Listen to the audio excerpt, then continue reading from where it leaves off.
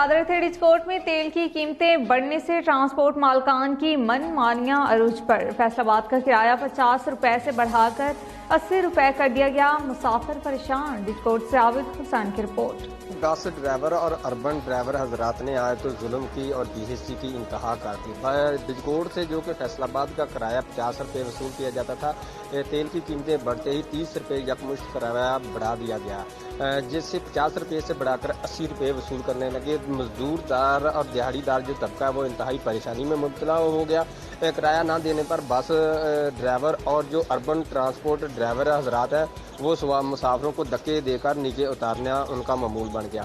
मुसाफिरों ने लारी अड्डा चौक में एहतजाज करते हुए आला इंतजामिया और ज़िली इंतजामिया से अपील की कि इन ड्राइवर और बस ड्राइवर और जो अर्बन ट्रांसपोर्ट मालकान हैं इनके खिलाफ कार्रवाई की जाए, ताकि जो इतनी जुल्म की इंतहा की है 30 रुपये यकमुश्त किराया बढ़ा दिया गया उसको कम किया जाए।